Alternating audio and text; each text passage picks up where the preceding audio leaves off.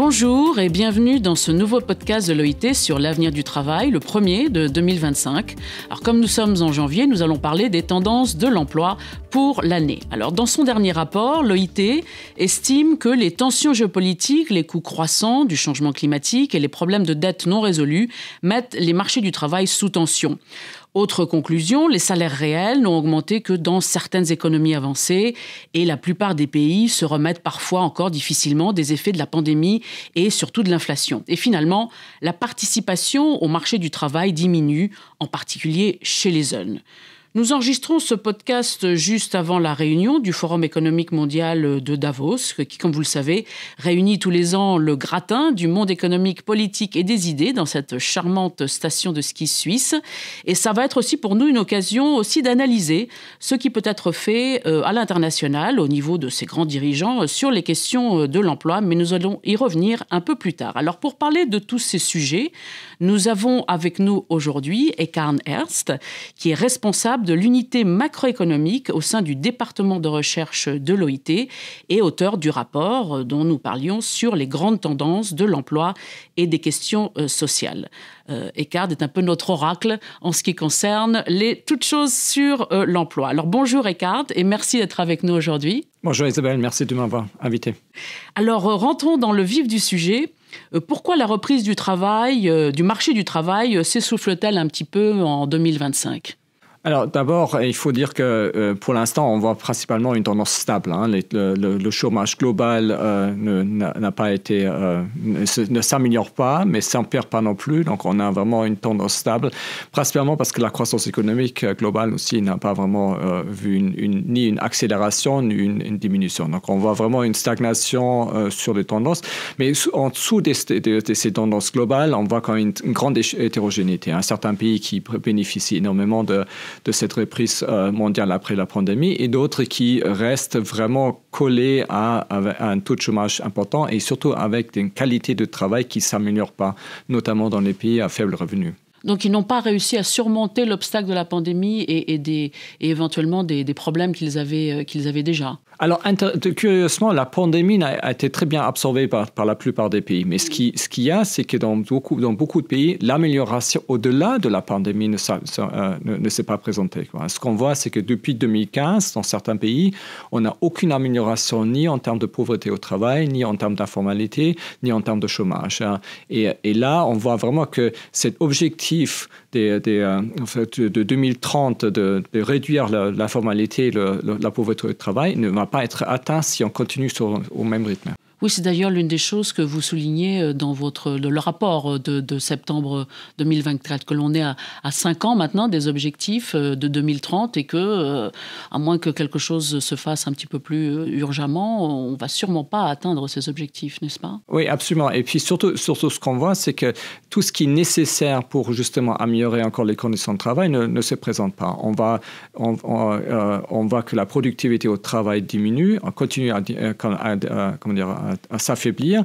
Et surtout, dans beaucoup de pays à faible revenu, leur amélioration devrait normalement venir d'un changement structurel. C'est-à-dire que les gens, théoriquement, devraient sortir des secteurs à faible productivité, notamment dans l'agriculture, pour intégrer l'industrie ou les secteurs modernes, le secteur service moderne. Et ça se fait plus. Le changement structurel est en train de se réduire. Dans certains pays, même, on voit la tendance inverse, c'est que les gens retournent vers l'agriculture et donc vers des activités à faible productivité et avec des conditions de travail qui s'empirent. Alors justement, qu'est-ce qui explique un peu cette stagnation ? Quels sont les principaux défis qu'on va voir pour cette année sur les marchés de l'emploi à niveau mondial ? L'incertitude économique reste prépondérante. C'est-à-dire qu'on a un investissement qui reste relativement faible, notamment dans ces pays-là. On a aussi la croissance économique qui souffre un peu, notamment de l'inflation et de la politique monétaire qui a été imposée ces dernières années. Et donc, beaucoup de pays, notamment à faible revenu, n'ont pas la capacité de justement accélérer leur croissance et d'accélérer justement l'intégration dans l'économie internationale. L'une des choses que vous soulignez dans le rapport, c'est aussi un peu l'incertitude géopolitique. Tous les jours amènent des nouvelles vraiment assez incroyables. J'imagine que ça ajoute aussi à l'incertitude dont vous parlez. Absolument. Et donc, comme vous avez indiqué au départ, il y a l'incertitude géopolitique, il y a aussi le changement climatique qui affecte énormément de pays, et puis la confluence de ces différents facteurs qui fait que la croissance ne s'accélère pas. Elle devrait être beaucoup plus forte pour justement combler aussi l'écart qui a été creusé par la pandémie. Et ça se fait pas. Et c'est principalement les pays à faible revenu qui souffrent le plus de cette incertitude. Parce que c'est très difficile de se projeter dans l'avenir, donc de faire des investissements, de créer de nouvelles entreprises, justement du fait de cette confluence de facteurs. Tout à fait, tout à fait. Oui. Alors, comment on parle aussi d'une situation dans le rapport qui est celui particulier du chômage des jeunes.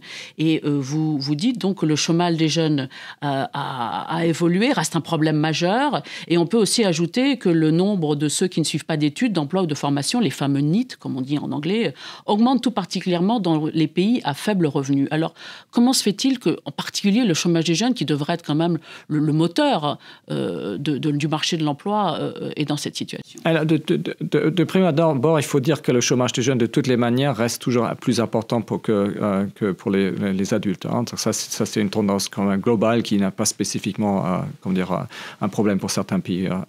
Mais donc, on parle aujourd'hui globalement d'un chômage des jeunes de 12% au lieu de 5% pour le chômage total. Hein. Donc, plus que de double, si vous voulez. Et ensuite, il faut dire ce qu'il en est, c'est que il y a beaucoup de pays qui souffrent du fait qu'ils n'ont pas un système éducatif qui vraiment permet aux jeunes d'intégrer rapidement le marché de travail. Il y a beaucoup de jeunes qui vont avoir un premier travail, qui vont retourner à faire des études, ils vont se retrouver pendant certaines périodes sans emploi et sans formation. Et donc, ce problème se multiplie. Plus que vous accumulez des périodes de chômage et d'inactivité dans votre jeunesse, plus vous avez du mal après à intégrer un marché de travail profondément. Et comme je disais, c'est que comme l'activité économique a affaibli pour ces pays-là, ça fait que ça renforce le problème pour les jeunes d'intégrer correctement le marché de travail. Et c'est un double problème, parce que plus on a les jeunes qui ne rentrent pas correctement sur le marché de travail, plus l'activité économique va s'affaiblir, moins les entreprises vont investir, parce que de toute façon, les jeunes n'ont pas nécessairement les capacités pour intégrer leur entreprise. Et donc c'est ce cercle vicieux qui est en train de se créer et qui vraiment fait que, notamment les pays à faible revenu, vont souffrir et ne vont pas pouvoir se projeter vers l'avenir. Alors, une des autres conclusions dont on parlait dans le rapport, dans justement les perspectives pour 2025, c'est le déficit mondial d'emploi de 402 millions. Alors, qu'est-ce que ça signifie et quelles sont les implications de ce chiffre ? Alors justement, notre écart d'emploi qu'on calcule, on essaie d'analyser l'ensemble de l'emploi qui manque. C'est pas seulement le chômage, c'est autre chose. Le chômage, c'est très spécifique, très restreint en termes de définition, mais il y a beaucoup de gens qui, soit ils ont abandonné à chercher parce qu'ils ont découragé, soit ils ont d'autres contraintes, notamment contraintes de s'occuper des membres de la famille, qui les empêchent à intégrer le marché de travail, mais qui théoriquement sont disponibles à travailler. Hein. Et notamment, on voit que dans beaucoup de pays, c'est l'inactivité des femmes qui fait que ces pays-là souffrent pas seulement d'une faible performance du marché de travail, mais aussi une faible performance économique. On a calculé notamment dans certains pays en Asie du Sud et dans les pays arabes que si ces pays-là pouvaient augmenter leur travail féminin au même niveau que la moyenne mondiale, ils bénéficieraient énormément d'une accélération de leur croissance économique et donc de leur niveau de vie. Hein. Donc, je pense que il faut vraiment mettre le point sur le fait que il y a énormément de personnes, notamment des femmes, qui font face à des barrières à la participation à l'emploi, qui fait que ces pays-là souffrent d'un manque de développement à cause de ces barrières-là. Donc ce chiffre nous permet d'analyser plus en détail. Ce n'est pas seulement le chiffre du chômage, mais quels sont exactement ce qui se passe au niveau du marché de l'emploi. Oui, tout à fait. Alors nous parlions avant des grands bouleversements, donc on parlait de la géopolitique, mais il y a également les grands bouleversements dans les secteurs verts et numériques, et qui pour l'instant, surtout dans ce qui concerne le numérique, semble ajouter un petit peu de cette incertitude dont nous parlions, notamment vis-à-vis de l'intelligence artificielle. Pourtant, vous êtes quand même relativement optimiste sur les possibilités de ces grands bouleversements? Alors, effectivement, le potentiel est là, que ces changements, notamment de la transition verte, peut contribuer à créer de l'emploi. Pour l'instant, malheureusement, c'est très limité à un certain nombre de pays qui ont justement massivement investi avec une politique industrielle pour développer ces secteurs-là. C'est notamment la Chine qui est en train de s'électrifier de manière rapidement et dans certains autres pays. Et ce qui est intéressant, encore une fois, c'est que c'est un potentiel pour certains pays de se libérer de leur dépendance du pétrole. C'est pas seulement une question écologique, c'est aussi une question économique de vraiment pouvoir changer complètement la donne. Changer la donne et de compter sur ses propres moyens pour développer le pays. On va dans beaucoup de pays africains, justement, il y a une tentative de développer le pays avec l'électrification qui fait que ça crée pas seulement on se déconnecte pas seulement du cours du pétrole, mais aussi on réussit à créer des emplois sur place. Et c'est potentiellement, à notre avis, il n'est pas encore complètement exploité. Alors, nous parlions au début de ce podcast de Davos. Alors, est-ce que la coopération internationale sur l'emploi est-elle suffisante? Par exemple, quelles actions concrètes, si vous pouviez parler aux grands dirigeants qui vont donc se réunir à Davos pour améliorer les perspectives d'emploi en 2005, notamment justement face aux défis dont on parlait, de l'intelligence artificielle ou du changement climatique ou justement des tensions géopolitiques? Est-ce que ces questions de l'emploi sont parfois suffisamment abordées? Non, absolument pas. Je crois que c'est assez la réponse. Et je pense qu'en ce moment, quand on voit les discussions, les débats, notamment économiques, sur les propositions de certaines administrations, c'est plutôt inquiétant, parce que on voit quand même qu'il y a des... Moi d'abord et les autres exactement, après. Des barrières qui sont en train de monter et qui font que justement cette incertitude va encore augmenter cette année et va en plus réduire l'activité économique. Mais je pense qu'au-delà de ça, il y a un domaine que nous abordons dans ce rapport aussi qui est lié à la pénurie de main-d'œuvre dans les pays avancés, qui pourrait être théoriquement comblée avec des personnes venant des pays du Sud, des pays en voie de développement, qui ont la capacité de contribuer à combler cette pénurie. Et ça, il y a une action politique qui est certainement demandée. Tout le débat sur l'immigration. Absolument.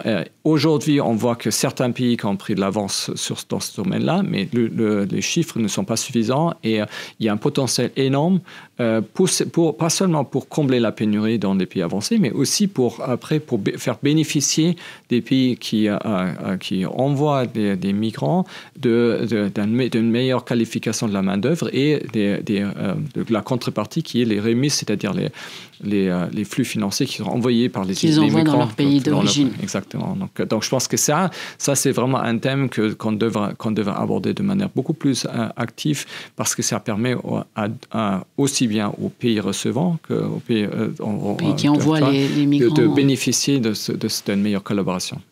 Donc, si on devait résumer un petit peu les perspectives pour 2025, quel mot devrait-on retenir? Stabilité, incertitude, plutôt incertitude? Plutôt incertitude. Il y a une stabilité, certes, mais qui fait qu'aujourd'hui, on ne bénéficie pas d'une reprise d'emploi, notamment dans les pays qui en ont besoin le plus.